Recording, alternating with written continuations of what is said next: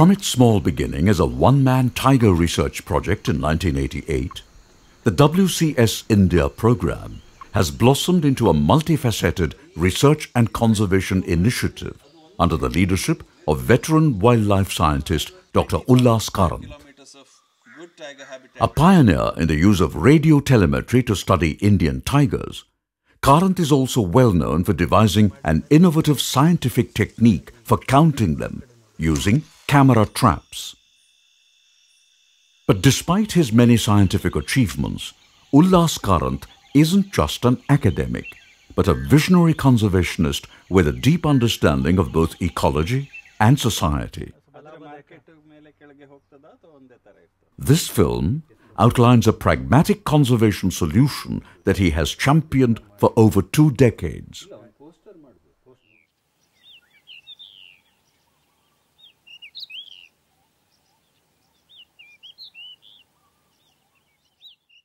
This is Kunia, a Jainu Kuruba who used to live inside a nature reserve in South India. One day, while out in the forest looking for honey, he had a horrific encounter with one of the most dreaded animals in the jungle, a sloth bear.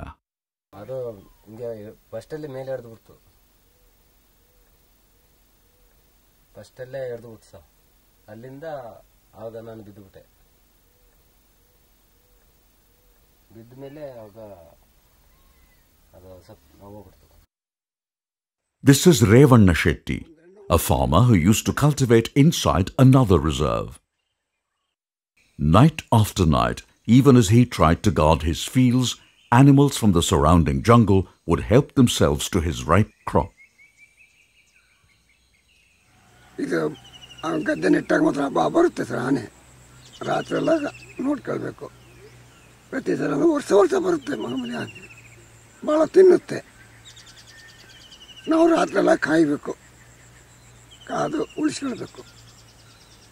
ಆನೆ ಒಂದೇ ಅಂತಲ್ಲ sir, ಮತ್ತೆ ಹಂದಿ ಬರುತ್ತೆ, ಕಾಡ್ಕೋಣ ಬರುತ್ತೆ, ಎಲ್ಲ ಬರುತ್ತೆ. ಆನೆದೇ ಜಾಸ್ತಿ ಲೂಟಿತದೆ.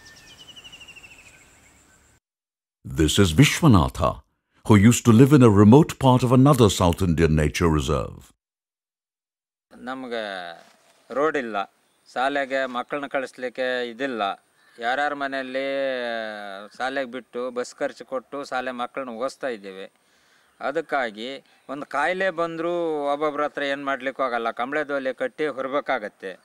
ನಮ್ಮ ಅಣ್ಣನ ಈ ಸರಿ 10 ಸರಿ ಹೊತ್ತಿದ್ದೇವೆ ಮಳೆಗಾಲದಲ್ಲಿ, ಕಂಬಳಲ್ಲಿ ಬಡಗಿ ಇಟ್ಟು ಕಟ್ಟಿ ಹೊತ್ತರೂ ಆಗಲಿಲ್ಲ. ಕುದುರೆಮುಖ ಆಸ್ಪತ್ರೆಯಲ್ಲಿ ಬಂದು ತೀರೋದ್ರು.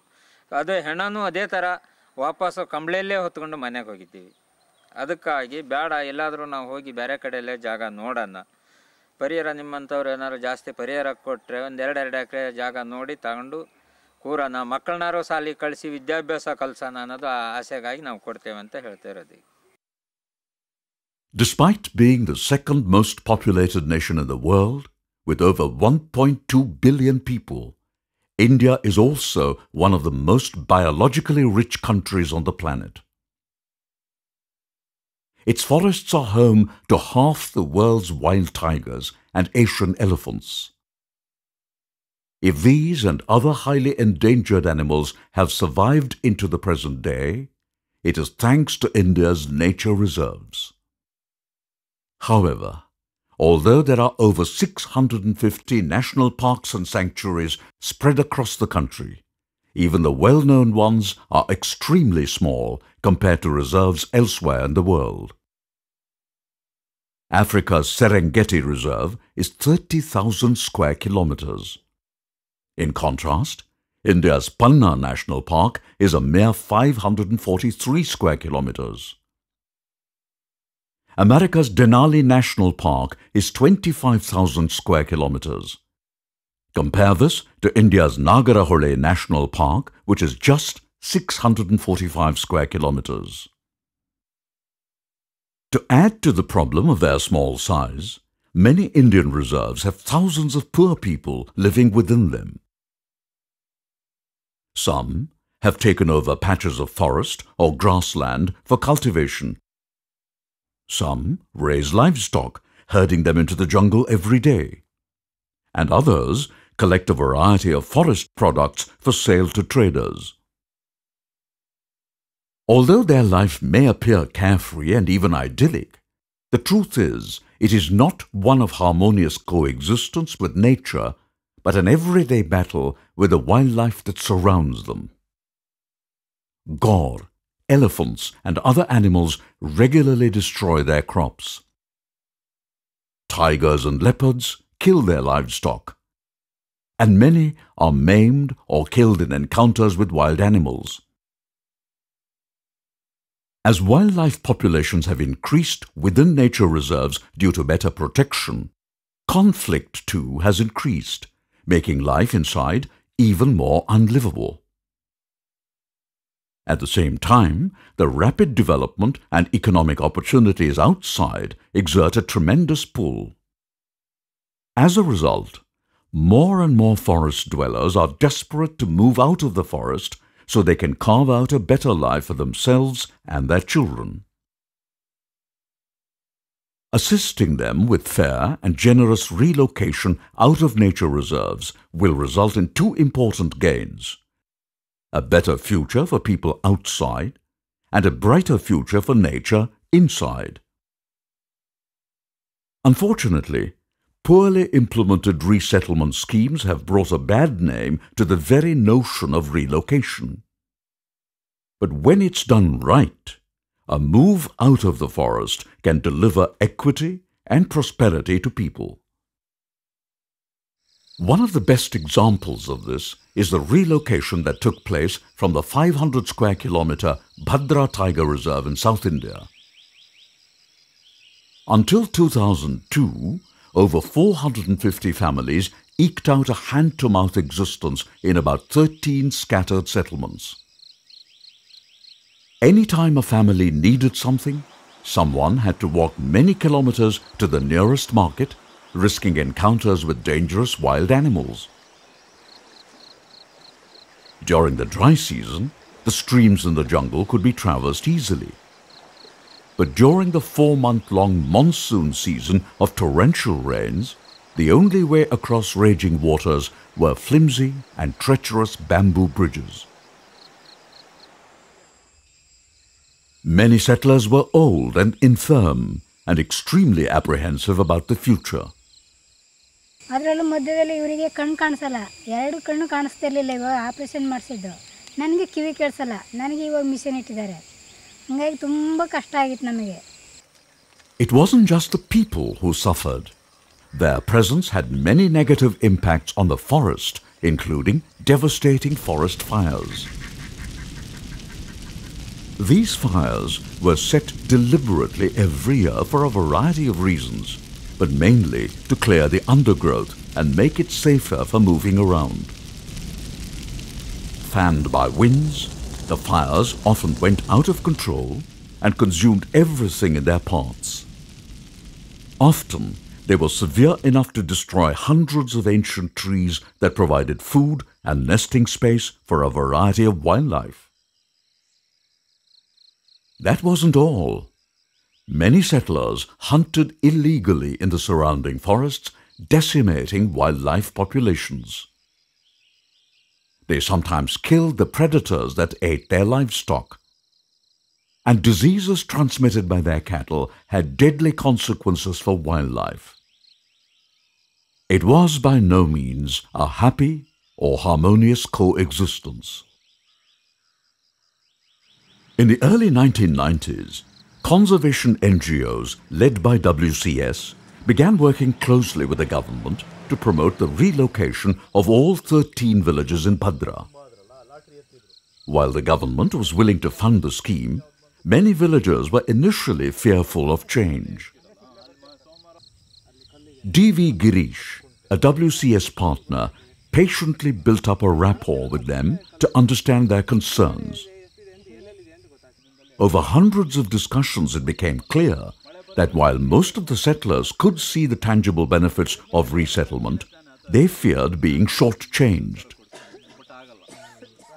Fortunately, key officials, including the district commissioner and the deputy conservator of forests, were deeply committed to the project and worked hard to ensure that the relocation was fair and generous. Girish was a vital bridge between the villagers and the bureaucracy through the long-drawn process. And finally, in 2002, people dismantled their houses in the reserve and moved to the fertile land set aside for them away from the forest. ನಮಗೆ ಅಲ್ಲಿಂದ ಬರೋಕ್ಕೆ ಹೆಂಗಿತ್ತು ಅಂತೇಳಿದರೆ ನಾವು ತುಂಬ interior ಪ್ಲೇಸಲ್ಲಿದ್ದು ನಮಗೆ current ಅನ್ನೋದು ನೋಡಿರಲಿಲ್ಲ. ಬಸ್ಸಿಗೆ ಹೋಗ್ಬೇಕು ಅಂದರೆ 15 ಕಿಲೋಮೀಟ್ರ್ ನಡೆದು ಹೋಗ್ಬೇಕಿತ್ತು. ತುಂಬ ಶಾಲೆ ವ್ಯವಸ್ಥೆ ಕಷ್ಟ ಇತ್ತು. ಆ ಸಮಸ್ಯೆಗಳನ್ನೆಲ್ಲ ನೋಡಿ ನಾವು ಮೊದಲಾಗಿ ಫಸ್ಟು ಎಜುಕೇಷನ್ ವಿದ್ಯಾಭ್ಯಾಸಕ್ಕೋಸ್ಕರ ನಮಗೆ ಒಳ್ಳೆಯ ಸವಲತ್ತಿದೆ, ಒಳ್ಳೆ ಇದೆ ಅಂತ ನೋಡಿಕೊಂಡು, ಜೊತೆಗೆ ಹಾಸ್ಪಿಟ್ಲು, ಬೇರೆ ರೀತಿ ಕನ್ವೀನಿಯನ್ಸು, ಜೊತೆಗೆ ನಾವು ಅಲ್ಲಿ ಪರಿಸರ ತುಂಬ ಚೆನ್ನಾಗಿತ್ತು. ಇಲ್ಲಿ ಬಂದರೆ ಒಳ್ಳೆಯ ಜಮೀನಿದೆ, ಒಳ್ಳೆಯ ನೀರಾವರಿ ಜಮೀನು ಕೊಟ್ಟಿದ್ದಾರೆ. ನಮಗೆ ನಿಜವಾಗಿ ಹೇಳ್ಬೇಕು ಅಂದರೆ ಅಲ್ಲೇ 1.5 ಪಟ್ಟು ಇಲ್ಲಿ ಲಾಭದಾಯಕವಾಗಿ ಶ್ರಮ ಪಟ್ಟರೆ ಬೆಳೆದು ಒಳ್ಳೆ ಇದಾಗ್ಬೋದು ಅನ್ನೋ ಒಂದು ಇದಿದೆ. ಬೇರೆ ಎಲ್ಲ ರೀತಿಯ ಸವಲತ್ತುಗಳು ನೋಡ್ಕೊಂಡು ನಾವು ಇಲ್ಲಿ ತುಂಬ ಸಂತೋಷದಿಂದ ಇಲ್ಲಿ ಬಂದು shift ಆಗ್ತೇವೆ. This is what the settlement looked like when people were just moving in. This is what it looks like 13 years later. A thriving farming community with modern houses and easy access to all amenities. Those who have worked hard, like Ramachandra, are prospering beyond their wildest dreams. ಕಬ್ಬಾಲಿಂದ ನಾವಿಲ್ಲಿಗೆ ಬಂದು ನಾವಿಲ್ಲಿ ಬರುವಾಗ ನಮ್ಮ ಪರಿಸ್ಥಿತಿ ಏನು ಅಷ್ಟೇನು ಚೆನ್ನಾಗಿರಲಿಲ್ಲ. ಇಲ್ಲಿಗೆ ಬಂದ ಮೇಲೆ ನಮಗೆ 2 ಮಕ್ಕಳಾಯಿತು. ಮಕ್ಕಳನ್ನು ಒಳ್ಳೆ ಇಂಗ್ಲೀಷ್ ಮೀಡಿಯಂ ಶಾಲೆಯಲ್ಲಿ ಓದ್ಸೋಕ್ಕೆ ನಮ್ಗೆ ಅನುಕೂಲ ಆಯಿತು. ನಾವು ಕನಸಲ್ಲೂ ನೆನೆಸಿರಲಿಲ್ಲ. ಆದರೆ ನಮ್ಮ ನಿರೀಕ್ಷೆಗೂ ಮೀರಿ ನಮ್ಮ ಆದಾಯ ಬಂದಿದ್ದರಿಂದ ನಾವು ಮಕ್ಕಳನ್ನು ನಾವು ಎಜುಕೇಷನ್ ಮಾಡಿಸಿದ್ವಿ. ನಾವು ಇಲ್ಲಿ ತುಂಬ ಉತ್ತಮವಾಗಿ ಚೆನ್ನಾಗಿದ್ವಿ. ನಾವು ಓಡಾಡೋಕ್ಕೆ ಒಂದು ಕಾರ್ ಇಟ್ಕೊಂಡ್ವಿ. ಆದ್ದರಿಂದ ನಮ್ಗೆ ಯಾವುದೇ ರೀತಿ ಇದಾಗಲಿಲ್ಲ, ನಮಗೆ ತೊಂದರೆ ಏನಾಗಲಿಲ್ಲ. ನಮ್ಮ ಬಡ್ಜೆಟಿಗೆ ತಕ್ಕಾಗೆ ಮೀರಿ ಆದಾಯನ ಗಳಿಸಿ ಆದಾಯನ ಇಟ್ಕೊಂಡು ಉಪಯೋಗಿಸ್ಕೊಂಡು ನಾವು ಜೀವನ ಮಾಡ್ತಾಯಿದ್ದೀವಿ. As for Ramachandra's old home, the Bhadra Reserve, it is flourishing after people moved out. Surveys by WCS show that prey numbers have more than doubled and tiger numbers have gone up from 7 to 20. While state funding is essential for the relocation of large villages, government schemes rarely reach individual families scattered in remote wilderness locations. For them, relocation funded by the non-government sector can provide quick relief. An example of this is the privately funded relocation of 8 families from the Kudremukh National Park, a biodiversity hotspot in India's Western Ghats. Until 2004, these families tenuously occupied a tract of land in the center of the reserve with their 400 livestock. While their cattle competed with wild herbivores for fodder, setting fire to the surrounding grasslands was an annual affair. Forest department staff had a hard time battling these fires on steep hill slopes to stop them from spreading into the nearby evergreen forests. Often, by the time fire watchers reached the spot, the damage was already done. Thanks to generous donors, WCS and its partners were able to offer financial support to all 8 families to buy land of their choice outside the national park. Once they were in possession of the new land, they moved out gladly with their simple belongings. Their abandoned houses were demolished and the land was relinquished to the national park. Within just a few years of people moving out, the vacated land began to regenerate and is now once again a peaceful habitat for wildlife. Even the relocation of one small settlement makes a huge difference to a nature reserve. With no more cattle grazing, fires, and other human impacts, the land has a chance to heal. Relocation makes good economic sense for the government too. Bringing people outside is more cost-effective than trying to deliver roads, electricity, education, and healthcare to thousands of remote forest settlements. However, it is important to understand that a one-size-fits-all approach to relocation does not work. While farmers adapt relatively easily to life outside, tribal communities may need much more assistance and hand-holding. Despite this, more and more of them feel that a life outside offers the only chance of a better future for them and their children. Rajappa of the Jenu Kuruba tribe moved out of the forest a few years ago. He is now a strong votary of fair relocation. ಉತ್ತರ ಕೊಡ್ತೀವಿ sir. ನಾವು ಕಾಡಲ್ಲಿ ಜನ ಕಾಡಲೇ ಉಳಿಬೇಕಂತೇನೋ ಇದಿಲ್ಲಲ್ಲ.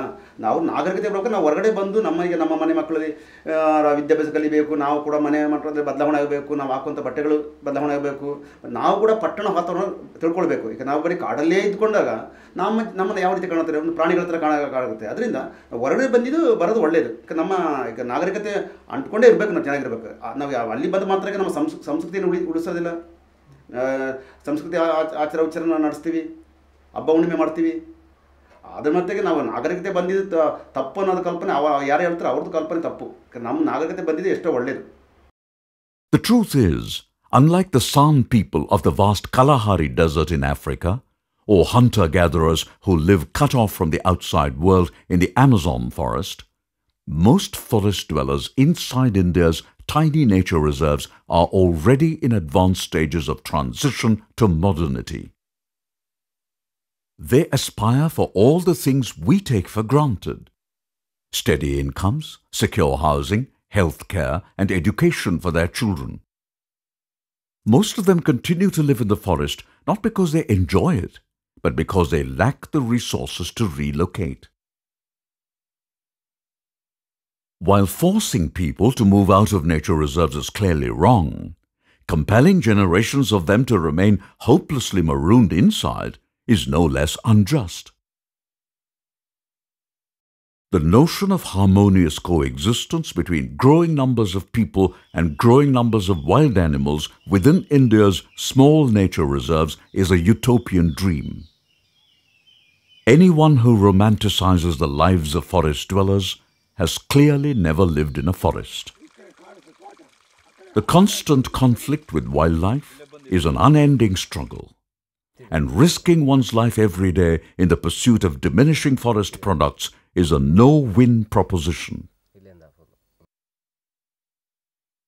What kind of a future can the children of forest dwellers look forward to if they continue to be stuck inside nature reserves? And what kind of a future will it be for India's nature reserves with thousands of people living inside? The lethal combination of hunting, setting fire to the forest, cutting trees for timber and firewood, grazing livestock, and collecting vast amounts of forest products for bottomless global markets negate the very purpose for which these reserves were created.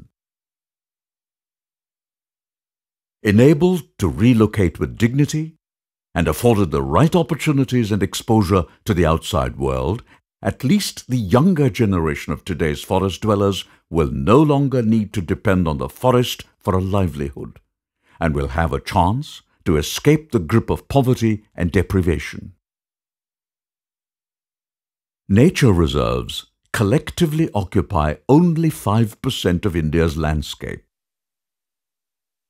As the last safe havens for many critically endangered species that have nowhere else to live, they need utmost protection. But conservation is not just about saving animals. The forests we protect in the name of tigers and other wildlife contain priceless genetic resources. They sequester vast amounts of carbon and are the birthplaces of hundreds of rivers that ensure water and food security for all Indians. Without these ecosystem services, sustained economic growth would simply not be possible. Ancient India had a remarkable ethos of conservation, where nature was deeply intertwined with religion, culture, and daily life.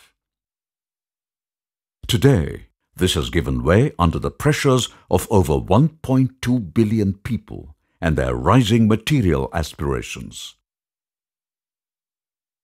If India's extraordinary biodiversity is to survive in all its variety.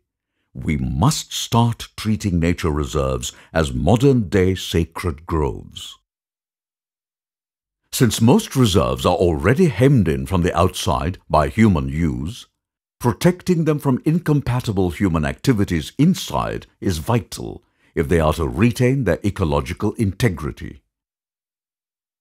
Fair and generous relocation is a win-win solution that can provide new hope to both impoverished forest dwellers and India's priceless nature reserves.